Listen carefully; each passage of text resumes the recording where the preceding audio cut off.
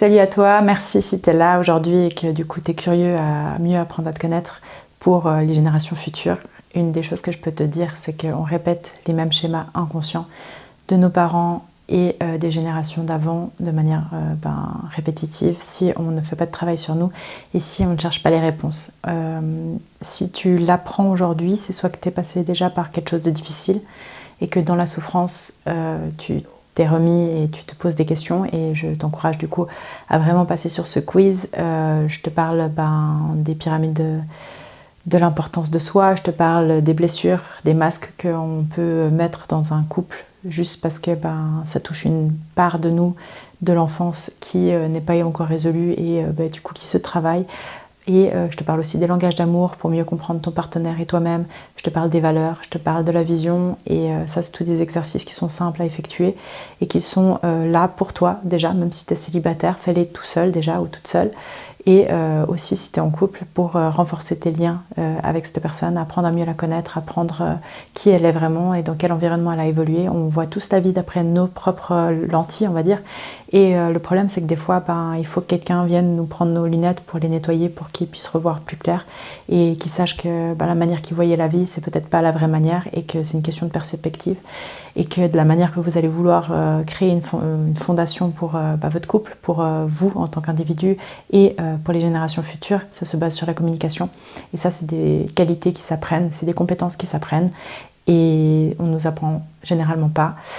Moi, j'encourage tout un chacun à chercher justement à se positionner sur le questionnement, sur l'ouverture d'esprit, sur la compréhension déjà de soi, en plus, et surtout avant même de rencontrer quelqu'un en soi, parce que tu vas apprendre avec cette personne, ce sera un miroir qui va être ton partenaire en fait. Un partenaire de vie, c'est pas quelqu'un qui nous rend la vie plus facile, c'est quelqu'un qui cherche à évoluer avec nous, qui cherche à pouvoir être qui on est vraiment, à enlever toutes ces couches d'oignons qu'on a appris au travers de la société, au travers de ce qu'on pense qu'on doit être, etc.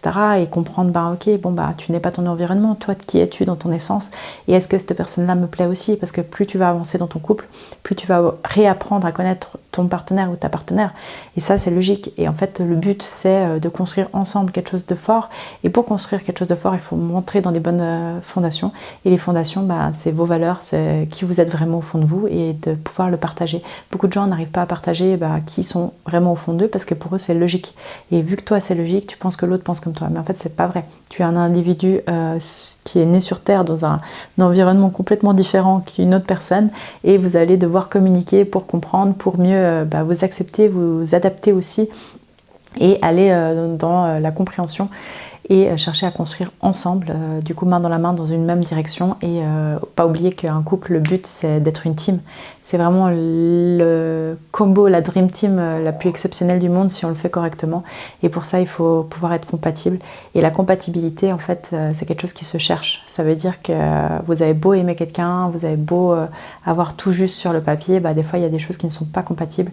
Moi c'est ce que j'ai vécu et je ne le souhaite pas à d'autres personnes parce que plus tu t'investis avec quelqu'un, plus c'est dur de sortir d'une relation qui pour le coup à l'amour, à l'amitié, à la communication et au final tu te perds parce que tu n'as pas la même vision que cette personne, tu n'as pas le même style de vie que cette personne et c'est dur, c'est très très dur et je sais que ça c'est des choses qui arrivent souvent même quand il y a des gens qui ont déjà des enfants et ça devient encore de plus en plus dur et de se dire qu'est-ce qu'on fait et c'est pour ça que moi j'aimerais réveiller ma génération le plus tôt possible avec juste apprendre à communiquer, apprendre à se questionner sur leur relation. Donc si tu te vois en fait construire quelque chose avec quelqu'un, dès le début, essaye de poser les bonnes questions et passe au travers de ce quiz en fait. Fais-le déjà pour toi, pour apprendre à te connaître et savoir qui tu es vraiment. Et ensuite, fais-le passer avec l'autre personne pour pouvoir en discuter. Tu n'auras jamais un 100%, ça n'existe pas. Mais par contre, tu auras quelqu'un qui peut avoir des bases de 60 à 70% avec qui pouvoir construire. Ça, c'est super important que tu ne descendes pas tes standards de vie sur tes valeurs. Sur d'autres choses, peut-être, tu vois, si quelqu'un finalement n'est pas, il fait pas 1m80 et puis en fait il fait 1m75, c'est bon, c'est pas grave. Mais par contre, dans tes fondamentaux, dans qui tu es vraiment et qu'est-ce qui t'inspire, ne descends pas ça. Ça veut dire soit tu augmentes ta valeur sur le marché et du coup tu attends aussi, ça va être plus difficile parce que tu auras moins de personnes qui vont pouvoir répondre à ton offre. Mais par contre, le jour où tu trouves la bonne personne, tu sais que tu vas construire quelque chose de solide et qui a les mêmes fondations que toi, et c'est le plus important. Donc pour pouvoir remarquer qui fait partie de ton espèce, parce qu'on a tous un peu des espèces différentes, l'humain, le problème c'est qu'on a tous la même apparence, à l'inverse des animaux, c'est de la communication. C'est-à-dire qu'en communiquant avec quelqu'un, tu peux découvrir quel genre d'espèce ils sont, et l'espèce de quelqu'un, c'est ses valeurs. Au travers des valeurs, on fait des actions. Au travers de nos actions, on devient des gens, et une identité en particulier. C'est comme ça que ça se passe. Donc toi, suivant tes valeurs, il va falloir que tu puisses t'accrocher à quelqu'un. C'est pas une question de t'accrocher, c'est une question de construire qui partage ses valeurs. Si toi, tu as le surpassement de toi dans tes valeurs, tu sauras que te mettre avec quelqu'un qui ne se surpasse pas, ça va être très compliqué. Même si au début, tu vas être attiré de cette personne parce qu'elle a la stabilité, par exemple, et que vu que c'est un opposé, c'est complémentaire, soi-disant, du coup, tu vas te dire, ah, c'est cool. Mais en fait, quand tu vas commencer à trop évoluer et que l'autre n'évolue pas ou ne se pose pas les questions qu'il faudrait, ou c'est juste pas dans son truc, tu pourras pas le changer. C'est tellement déjà difficile de se changer soi-même et d'avancer soi-même. Comment tu veux espérer changer quelqu'un ? Ça marche pas comme ça, c'est pas le but d'une relation. Toi, tu dois pouvoir accepter la personne avec qui tu vas vouloir vivre ta vie pour qui elle est quand même à l'instant T. Tu peux pas prédire son changement, tu peux pas tomber amoureux ou amoureuse d'un potentiel. Ça, c'est très dangereux parce que toi, tu risques de perdre du temps énorme et toutes les femmes, justement, qui, pour le coup, ont peur de l'horloge biologique, commencez à faire des choix conscients. De plus en plus, rapprochez-vous des personnes qui vraiment vous amènent de l'énergie, vous amènent à devenir meilleur, qui vous amènent à aussi être dans votre énergie féminine, de recevoir en étant vous. Pas en essayant de planifier ou en essayant d'être dans des énergies masculines, etc. Parce que ça, c'est peut-être dans ton entrepreneuriat, dans ton métier, ok, mais pas dans ta relation. Dans ta relation, vous êtes complémentaires parce que quelqu'un qui est ancré dans ses énergies masculines va vouloir provide pour sa famille, il va vouloir avancer, striving, etc. Et toi, tu vas pouvoir être en support. En fait, l'homme, c'est le socle, c'est comme un espèce de bunker où le but, c'est qu'avec sa discipline, avec sa vision et avec ce qu'il fait vraiment de ses journées, il n'y a pas de trou dans ce bol, on va dire. Et ça, c'est d'éviter la dopamine rapide et d'éviter en fait, de chercher des raccourcis là où il faut prendre du long terme. Et ça, c'est dans les choix. Ça veut dire qu'une femme vraiment une femme de valeur va être intéressée par un homme qui fait les bons choix. Parce qu'elle sait que c'est lui qui va faire le plus de choix dans leur couple.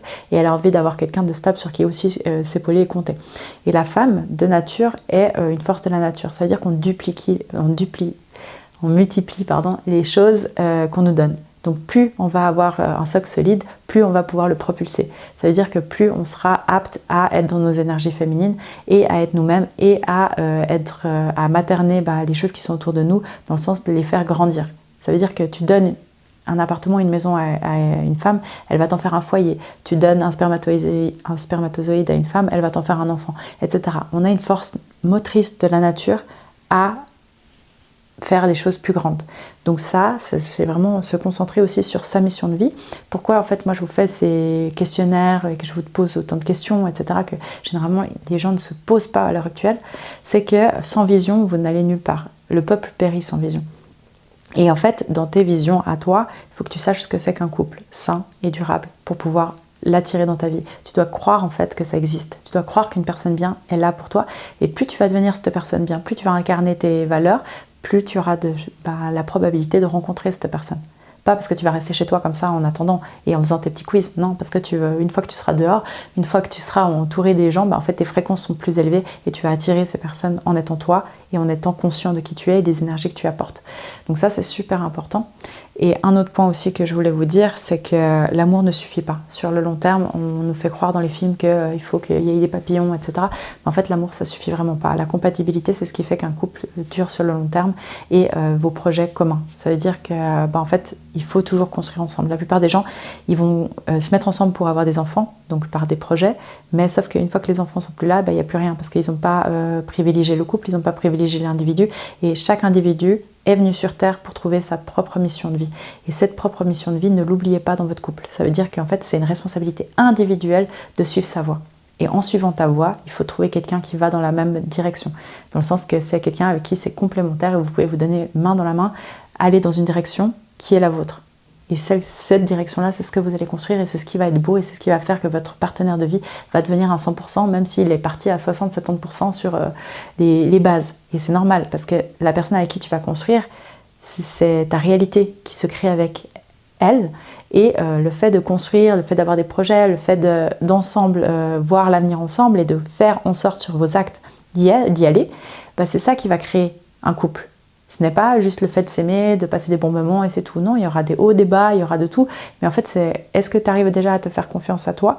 Est-ce que tu arrives déjà à avoir confiance aux autres? Et ensemble, comment tu veux faire pour arriver à une vie épique? C'est quoi une vie épique pour toi aussi? Quel genre de vie tu veux donner à tes enfants? Quel genre d'éducation tu veux donner à tes enfants? Quel genre d'inspiration tu veux donner à tes enfants? Quel genre de femme tu veux être? Ou si tu es un homme, quel genre d'homme tu veux être? Quel genre de partenaire tu veux être? Où il y a plusieurs rôles et en fait tous ces rôles-là, tu peux les définir en mettant en place les habitudes que ces gens ont déjà dans leur vie. Donc prends des gens qui t'ont déjà inspiré ou qui t'inspirent dans leur couple et fais en sorte que tu mettes en place les mêmes habitudes. Parce que dans les habitudes, c'est dans les petites choses. Une des choses que moi j'ai vues par exemple, parce que j'ai grandi avec 2 familles. J'ai grandi autant avec ma famille biologique qui vient d'une famille éclatée. Il y a eu des divorces, les huissiers, il y a eu beaucoup de violence, etc. Pas envers les enfants, mais envers le couple.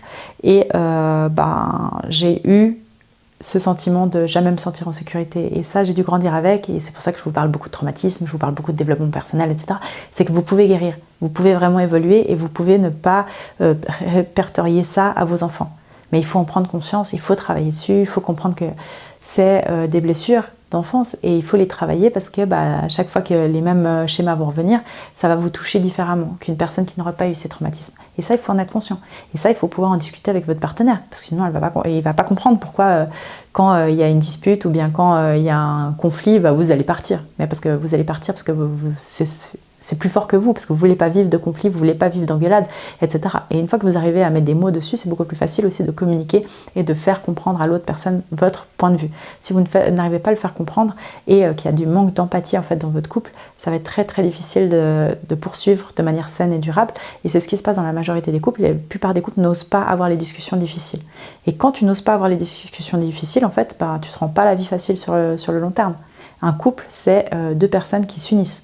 Quand tu t'unis avec quelqu'un et que tu veux vraiment que ça dure et vraiment que ça aille plus loin, il faut déjà apprendre à se connaître, apprendre à communiquer et apprendre à avancer ensemble. C'est-à-dire que personne n'est parfait, tout le monde est humain. Il faut descendre d'un piédestal la personne avec qui tu es, descendre toi-même ton ego d'un cran et en fait comprendre, ok, bon, le but c'est quoi? Le but c'est que on reste ensemble jusqu'à la fin, entre guillemets. C'est qu'on vive une vie cool les deux.